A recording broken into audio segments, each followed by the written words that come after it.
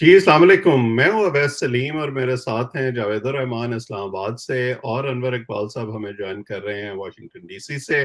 अनवर साहब Washington correspondent हैं don के और इनकी खबरें आप देखते रहते हैं मुख्तलिफ टीवी चैनल्स पर भी ये उस हवाले से अपीयर होते रहते हैं। बहुत सीनियर सहाफ़ी हैं और ख़ास तौर पर इतने लंबे अरसे में इनका ये जो पाक अमरीका ताल्लुकात हैं इस पर इनकी बड़ी गहरी नज़र रहती है। तो हमने सोचा कि आजकल ये एक बड़ी खबरें आ रही हैं कि पीटीआई अमेरिका के साथ ताल्लुकात ठीक करने की कोशिश कर रही है, उस पर इनसे बात करें। ओवरऑल क्या सेंटिमेंट है पाकिस्तान के बारे में, जो बाइडेन एडमिनिस्ट्रेशन है उसमें थोड़ा-सा उसका भी तज़किरा करें। तो मेरे दोनों मेहमानों का बहुत शुक्रिया। जावेद साहब मेरा ख़्याल है डायरेक्टली हम वाशिंगटन ही चलें। तो अनवर साहब मैं देख रहा था आपने अभी हाल ही में जो खबरें की हैं उस हवाले से आप ने जिक्र किया कि पीटीआई ने लॉबिंग फर्म्स हायर की हैं। पाकिस्तान में भी बड़ी ये खबरें चलती रहती हैं उनकी लॉबिंग के बारे में। आप पहले तो एक्सप्लेन करें कि ये जो लॉबिंग फर्म्स हायर की गई हैं ये कौन सी हैं, उनका स्कोप ऑफ वर्क क्या है और क्या वाकई उसकी वजह से इमरान खान साहब जो हैं वो कोई एक्स्ट्रा माइलेज हासिल कर रहे हैं? जो लॉबिंग फर्म्स इस वक्त नाम जहन में नहीं रहे, लेकिन दोनों मैंने ये पीटीआई से बात भी की थी और खुद उनके वेबसाइट पे भी जाके देखा था। दोनों वो कहती हैं कि हम पीआर फर्म है। हम्म। अमेरिका में थोड़ा सा बारीक डिफरेंस होता है पीआर फर्म में और लॉबिंग में। लॉबिंग करने वाले बाज़ाब्ता आपके लिए जाके कांग्रेसमैन और जो यूएस एडमिनिस्ट्रेशन है उनमें जाके लॉबिंग करते हैं। हम्म। और जो पीआर वाले हैं वो ज़रा मीडिया में और दूसरी जगह में वो आपका इमेज बिल्ड करने की कोशिश करते हैं। उसी सिलसिले में अगर उन्हें किसी से मुलाकात भी करनी हो तो मुलाकात भी करते हैं, लेकिन फोकस ज़्यादा होता है कि मीडिया में और इस तरह के सोशल मीडिया पे और थिंक टैंक्स वगैरह में गुफ्तगू करके आपका इमेज बेहतर किया जाए। लेकिन जिस तरीके से वो मुलाकातें कर रहे हैं उसमें पीटीआई वाले ये कहते हैं कि हमने फ़र्क रखा है कि जो लॉबिंग हम करवाते हैं वो हम फर्म से नहीं करवाते। हम ये करते हैं कि जो हमारे पाकिस्तानी अमेरिकन हैं उनसे हम करवाते हैं और पीआर हम उन कंपनी से कराते हैं। हम्म। एक टेक्निकल सा फ़र्क है। लेकिन उनको एक बड़ा एडवांटेज है पीटीआई को यहाँ, कि आप भी यहीं रहते हैं, आपने देखा होगा पाकिस्तानियों का जो सबसे इन्फ्लुएंशियल ग्रुप है यहाँ हम्म। अमेरिका में, वो है डॉक्टरों का। बिल्कुल। और डॉक्टरों की उन्होंने एक तंजीम बनाई है, उसका नाम ही रखा है फिजिशियंस फॉर इमरान खान। हम्म। और उसमें ऑलरेडी 1600 डॉक्टर उसके मेंबर बन चुके हैं। और हम्म। जो मेंबर नहीं बने हैं वो भी, उनकी भी एक बड़ी तादाद सपोर्ट करती है। और आपको पता है कि वो इन्फ्लुएंशियल हैं, पैसे वाले हैं, उनके लिए बड़ा आसान होता है कि अमेरिका में तो बड़ा आसान सा सिस्टम है कि आप एक डिनर होस्ट करें और जिसमें हम्म। आप 8-10 हज़ार डॉलर अगर रेज़ कर दें तो कांग्रेसमैन आ जाते हैं इसमें। हम्म। तो उनको मुसलसल बुलाते रहते हैं। फिर एक डॉक्टर आसिफ महमूद हैं। ये वही तंजीम है जिसमें जिन्होंने अभी एक वो लेटर भी लिखा है को 1100 डॉक्टरों ने उस बिल्कुल, पर बिल्कुल, सिग्नेचर्स बिल्कुल। भी किए थे। बिल्कुल, अब उनसे 1600 से ज़्यादा हो गए हैं अब। हम्म। बिल्कुल वही तंज़ीम है। और अब एक हैं डॉक्टर आसिफ महमूद, आप जानते हैं कि वो ये वन कैलिफोर्निया वाले जो हैं। कैलिफ़ोर्निया वाले, उन्होंने इलेक्शन भी लड़ा था, हार गए थे, फिर लड़ रहे हैं और मेरा हम्म। ख़्याल है पाकिस्तानी इलेक्शन लड़ते ही रहते हैं। अमेरिका में आपको पता होगा गोरे भी ये करते हैं कि हम्म। नाम लिखवा लेते हैं और इलेक्शन लड़ जाते हैं सिर्फ़ इसलिए ताकि अपने आप को फॉर्मर कैंडिडेट कह सकें। हम्म। लेकिन ये जो हैं पहले पाकिस्तानी हैं जिनके बड़ी सीरियस बहुत करीब पहुँच गए थे जीतने के, और अब भी उनके दो कांग्रेसमैन बनने के चांसेस हैं क्योंकि उनका काफ़ी इन्फ्लुएंस है। असल तो में उन्होंने ये जी, आसिफ महमूद साहब जो हैं उनका तो वजह शोहरत ये भी है ना कि वो कमाला हैरिस के बहुत करीब हैं। जी बिल्कुल हैं, क्योंकि कमाला हैरिस भी वहाँ की हैं ना, हम्म। कैलिफ़ोर्निया की हैं।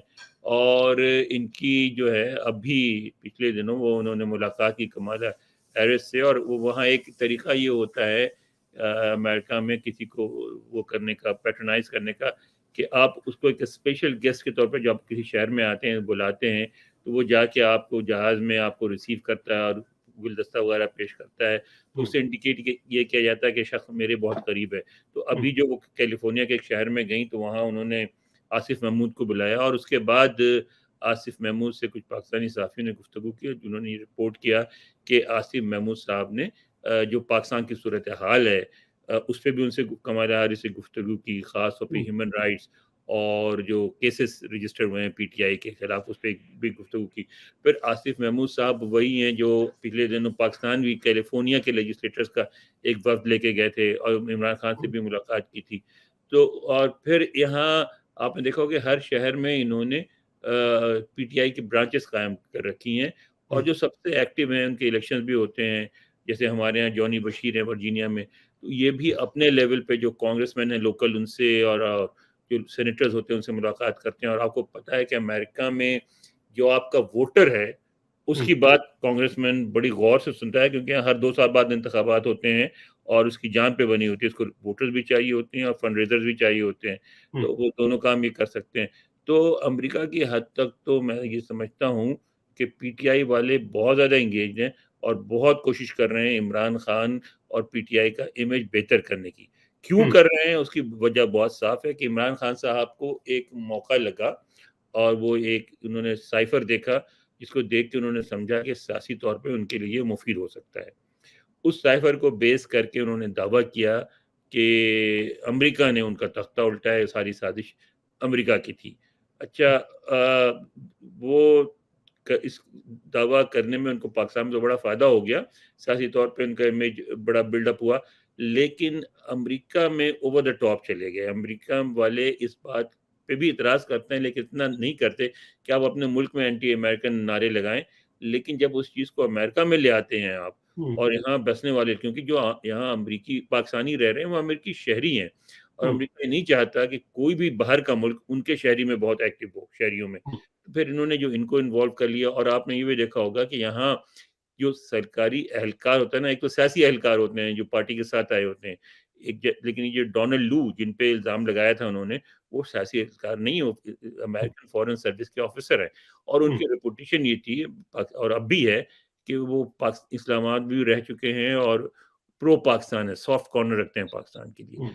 जो जिस तरह उनको टारगेट किया गया, जिस तरह उनके खिलाफ नारे लगते थे, जिस तरह उनके खिलाफ प्ले कार्ड लेके लोग फिरते थे, वॉशिंगटन में भी, टेक्सास में भी, तो उसका बड़ा रिएक्शन हुआ। यहाँ इस बात को बहुत नापसंद किया गया है। तो अब वो मेरा ख़्याल है उन्होंने जो बयान दिया है उससे भी लगता है और दरपर्दा जो पीटीआई वाले अमेरिकी को ये समझाने की कोशिश कर रहे हैं कि भई वो तो एक सियासी स्टंट था, ना हम डोनाल्ड लू के खिलाफ हैं, ना हम अमेरिका के खिलाफ हैं और हमें प्रो अमेरिकन समझा जाए।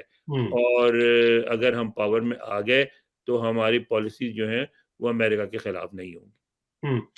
अनवर जी, साहब जावेद साहब। जी, अनवर साहब, ये आपने अमरीकी साजिश की बात की। पिछले दिनों और अमरीका से पींगे दोबारा खान साहब की बढ़ाने की बातें आ रही हैं। ज़ल्मे खलीलज़ाद का भी इनके बारे में जो बयानात आना, वो भी यहाँ इस तरह से देखा गया कि वहाँ कोई मरासिम इनके ठीक हो रहे हैं। इसी दौरान में खान साहब हुसैन हक्कानी साहब के बारे में कहते हैं कि जनाब इन्होंने भी अपना किरदार अदा किया था।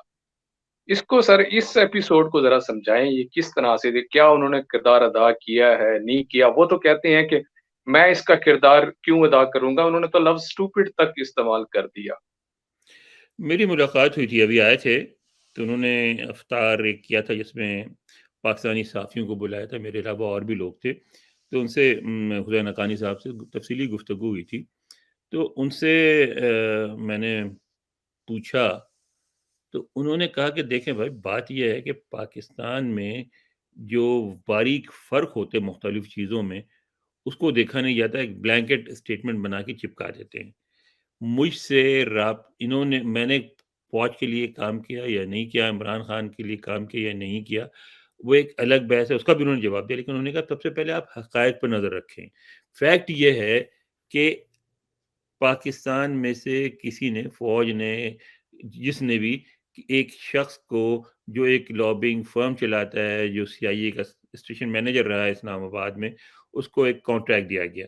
वो जब कॉन्ट्रैक्ट दिया गया तो उसने मुझसे, और अगर पीटीआई वाले इस बात को नहीं मानते तो उनकी मर्ज़ी, बहरहाल मुझे वाशिंगटन में, यानी हुसैन हक्कानी को का कहना है कि हुसैन हक्कानी को वाशिंगटन में एक मोतबर पाकिस्तानी स्कॉलर के तौर पे माना जाता है और मेरी किताबों को भी एक सीरियसली पढ़ा जाता है, एक सीरियस किताब समझा जाता है, चाहे उससे ये बात दुरुस्त है वैसे। इख्तिलाफ करें, उन्होंने उनके अल्फाज़ है कि इख्तिलाफ करें या पसंद करें, ना पसंद करें किताबों को, लेकिन सीरियस किताबों के तौर पे पढ़ा जाता है। तो ये एक नेचुरल सी बात है कि अगर कोई पाकिस्तान पे कुछ लिखवाना चाहेगा, तो मुझसे राब्ता करे। तो वो जो जिनको उन्होंने ठेका दिया था, उसने मुझसे कहा कि इमरान खान समेत इस जो पाकिस्तानी सियासतदान हैं, उनका अपडेटेड प्रोफाइल बना के दें और बताएं कि वो कैसे हैं, क्या हैं, अमेरिका के लिए मुफीद हो सकते हैं, नुकसानदेह हो सकते हैं, खुद मुल्क के अंदर कितने मौसर हैं, वगैरह वगैरह। वो मैंने बना के दिया। हम्म, उसके लिए मुझे $30,000 पेमेंट हुई। अब $30,000 को जब आप कन्वर्ट करके पाकिस्तान में देखते हैं, तो लोग कहते हैं, भई ये तो लाखों में हो गया, करोड़ों में हो गया, वगैरह वगैरह। उसने कहा, लेकिन आपको पता है कि $30,000 किसी लॉबिंग फर्म के लिए, और ज़ाहिर है मैंने कोई 500 वर्ड का या 1000 वर्ड का तो आर्टिकल नहीं लिखा था ना। मैंने तो हम्म, पूरा एक छोटी-मोटी बुकलेट साइज़ का, यानी 30-35 हज़ार वर्ड का एक लिखा था, प्रोफाइल सबका मिला के पाकिस्तान की मौजूदा सच सूरत-ए-हाल पे। तो उस पे $30,000 पे होना कोई ऐसी अचंभे की बात नहीं है, जो एस्टेब्लिश अमेरिकन स्कॉलर्स हैं, उससे बहुत ज़्यादा लेते हैं। तो हम्म, मुझे उसके $30,000 पे हुए। अब इमरान खान साहब को ये चाहिए कि बजाय मुझे ब्लेम करने के, उस अमरीकी को ब्लेम करें जिन्होंने मुझसे लिखवाया, या उन पाकिस्तानियों को ब्लेम करें, जिन्होंने उस अमरीकी को ठेका दिया। मेरा क्या कसूर है? मुझे अगर कोई काम देता है, मैं ये काम करता हूँ, मेरा ये प्रोफ़ेशन है, और मैंने अपना प्रोफ़ेशन जो है ना, प्रोफ़ेशनल काम किया, मुझसे कहा गया और मैंने लिख के दे दिया। वो ये हम्म। कहता हूँ। तो दूसरा जो हिस्सा था ये जावेद साहब के सवाल का, मेरा ख्याल है वो भी बड़ा अहम है कि ये ज़ल्मे खलीलज़ाद की कोई स्टेटमेंट चलती है आजकल। वैसे वो बड़े एक्टिव हो गए हैं और ऐसे बिल्कुल वो उनका ट्विटर अकाउंट ऐसे ऑपरेट हो रहा है जैसे ऐसे लगता है कि वो किसी पीटीआई के बंदे को आउटसोर्स हो गया है। वो तो जरदारी साहब को भी मिस्टर 10% कहकर उनसे उलझ गए। लेकिन बाय एंड लार्ज जब ये स्टेटमेंट्स चलती हैं, खास तौर पे अमेरिकन सेनेटर्स की, आपने एक्सप्लेन भी किया कि वो कितना आसान है उनसे ये स्टेटमेंट्स लेना एक फंड रेजिंग डिनर करके, तो पाकिस्तान में एक सेंटिमेंट बनता है कि जी ये देखें अमेरिका में फजा तब्दील हो रही है, ये देखें इमरान खान को सपोर्ट करके दोबारा इक्तदार में लाया जा रहा है। क्या ये वाकई इतना अहम है? क्योंकि हमने फिर बाद में ये भी देखा कि ब्रैड शर्मन फॉर इंस्टेंस अपने बयान से पीछे हटते नजर आए कि नहीं नहीं, मैं कोई उनकी सपोर्ट नहीं कर रहा, मैंने तो एक ओवरऑल ह्यूमन राइट्स पर बयान दिया था। हाँ, वो जो वॉइस ऑफ अमेरिका वाला इंटरव्यू जो है, हम्म, वो बड़ा इंटरेस्टिंग है। यस, क्रिस्टीना लैम का भी हम्म, जी, जी। तो क्रिस्टीना ये लैम का भी इनके लिए कुछ ऐसा बयान आना तो इस हम्म। किस्म क्रिस्टीना लैम ने क्या इंटरव्यू किया है उसका, नहीं, शर्मन साहब ने? उनसे उन क्रिस्टीन फेयर की बात कर रहे हैं शायद आप। क्रिस्टीन फेयर की। हाँ, क्रिस्टीन फेयर देखें, पहले तो उनकी बात कर लें, ज़ल्मे खलीलज़ाद की। ज़ल्मे हम्म, खलीलज़ाद अब एक तो उम्र के इस हिस्से में पहुँच गए हैं, जहाँ वैसे भी इंसान रिटायरमेंट की तरफ चला जाता है। हम्म, दूसरी बात ये है कि वो रिपब्लिकन हैं, इस वक़्त रिपब्लिकन पावर में नहीं है। तीसरी बात ये है कि अब उनकी जो अहमियत है, वो एक मुसलमान रिपब्लिकन के तौर पे है, अफ़गान रिपब्लिकन के तौर पे है। हम्म, और देखिए, उन्होंने उनका जो जो भी उन्होंने रोल प्ले किया, अफ़गानिस्तान में किया, इराक़ में किया, 2 मुल्कों में किया, और बड़ा अहम रोल प्ले किया, और उन जिस जो एग्रीमेंट कराया, उसकी वजह से अमेरिकी तारीख़ में उनका नाम रहेगा। जब भी ज़िक्र किया जाएगा हम्म, अफ़गान वॉर का, उसमें ज़िक्र आएगा कि इन्होंने एक एग्रीमेंट कराया। हम्म, लेकिन अब उनका कोई एक्टिव रोल नहीं है एडमिनिस्ट्रेशन में, और आने वाली रिपब्लिकन अगर आने वाले रिपब्लिकन हुए, और वो उनको क्या दोबारा रोल देगी या नहीं देगी, अभी ये कहना बहुत क़ब्ल वक़्त है, क्योंकि अब भी इंतख़ाबात में तकरीबन 2 साल रहते हैं, उसके बाद इंतख़ाबात होंगे, फिर नई हुकूमत आएगी, तो देखा जाएगा। ऐसे हालत में ज़ाहिर है, एक आदमी अगर कोने में बैठा हुआ है और उससे राब्ता किया जाए, उसको कहा जाए, एनकरेज किया जाए कि भई हमारे लिए बयानात दो। ज़ाहिर है, हम्म, लॉबिंग आपको पता है यहाँ कैसे होती है, लॉबिंग की गई, उनसे राब्ता किया गया, उनसे कहा गया। तो उन्होंने ज़रूर ये किया होगा, मतलब मैं ये इन्फॉर्मेशन नहीं दे रहा हूँ कि ऐसा ही हम्म, हुआ है, लेकिन मेरा नहीं ख़्याल कि खामख़ा बैठे-बैठे हो गया होगा। उनसे राब्ता किया गया होगा, उनसे दरख़्वास्त की गई होगी, और लॉबिंग इसी तरह लॉबिस्ट काम करते हैं। तो मैं समझता हूँ बज़ाहिर कि ज़रूर उन पे लॉबिंग की गई है, जिसका ये असर है। वरना खामख़ा अचानक वो आपको पता है कि पाकिस्तान में बहुत ज़्यादा दिलचस्पी नहीं लेते थे हम्म, वो, और काफ़ी मुझे याद है, मैं इनका इंटरव्यू करने गया तो इनको नहीं पता था कि मुझे फ़ारसी आती, तो उन्होंने जो उनकी थी एक सेक्रेटरी, वो अफ़गान थी, और उन्होंने फ़ारसी में पाकिस्तान के बारे में कोई बहुत ज़्यादा मोहब्बत का इज़हार नहीं किया। तो वो अचानक पाकिस्तान में इतने इंटरेस्टेड हो गए हैं, तो उसकी कोई ना कोई तो वजह होगी। हुँ। और तो दूसरा आपका ब्रैड शर्मन सवाल था कि क्या अमेरिका में इसका फ़ायदा होता है? नहीं, बिल्कुल होता ब्रैड है। शर्मन का और ये इन सारी स्टेटमेंट्स के हवाले से जो एक ओवरऑल जी, पिक्चर है। देखिए, वैसेलिन साहब फ़ायदा ज़रूर होता है, उसकी वजह है कि अमेरिका में या वेस्ट में कहीं भी इस तरह जज़्बातियत नहीं होती, जिस तरह हमारे यहाँ होती है कि सारी ज़िंदगी की दुश्मनी बना ली जाए कि अब हुँ, इमरान खान से दुश्मनी है तो दुश्मनी है, अब हुँ, इसे नहीं माफ़ करेंगे। यहाँ देखा जाता है मफ़ादात को। हुँ, अगर पीटीआई वाले 2 चीज़ें एस्टेब्लिश करने पे में कामयाब हो जाएँ, एक तो ये कि इमरान खान बहुत पॉपुलर है। हुँ, जो कि एस्टेब्लिश हो गई ये बात, अब अमेरिकी भी इस बात को मानते हैं। दूसरी बात ये कि उसको आने से नहीं रोका जा सकता, जिसको अभी लोग नहीं मानते। अमेरिका में वाशिंगटन में अभी ये समझा जाता है कि पाकिस्तानी फ़ौज बहुत पावरफुल है और पाकिस्तानी फ़ौज इमरान खान को नहीं आने देगी। तो अगर ये 2 बातें एस्टेब्लिश कर लें, तो मेरा नहीं ख़्याल कि अमेरिका इमरान खान की मुखालफ़त करेगा, उनके साथ काम करने को भी तैयार हो जाएगा। हुँ, लेकिन पहली बात तो एस्टेब्लिश कर रही है, दूसरी बात अभी तक एस्टेब्लिश नहीं कर पा रहे हैं। अमेरिकी इंतज़ामिया वाले हों, कि थिंक टैंक वाले हों, जब हमसे गुफ्तगू करते हैं तो यही कहते हैं, यानी प्राइवेट गुफ्तगू में, वैसे तो बज़ाहिर बयान होता है कि पाकिस्तान का अंदरूनी मामला है, हम इस पे मुदाख़लत नहीं करेंगे, लेकिन बज़ाहिर जब आप उनसे प्राइवेट गुफ्तगू करते हैं तो वो ये कहते हैं कि भई क्या वो पावर में आ जाएँगे? हुँ, और जब उससे पूछा था कि भैया पॉपुलर है, कहते हैं पॉपुलर तो पाकिस्तान में बहुत लोग होते हैं, क्या वो पावर में आ जाएँगे? हुँ, इस पे वो अभी कन्विंस नहीं है। हुँ। जावेद साहब। जी, अनवर साहब, एक यहाँ एक इम्प्रेशन है कि हमारे यहाँ जो भी जिस किस्म की भी जो हुकूमत आनी होती है, उसमें अमेरिका का किरदार बहुत ज़्यादा होता है। एक तो इस इम्प्रेशन को ज़रा क्लियर करें, ये किस तरह से ज़्यादा होता है?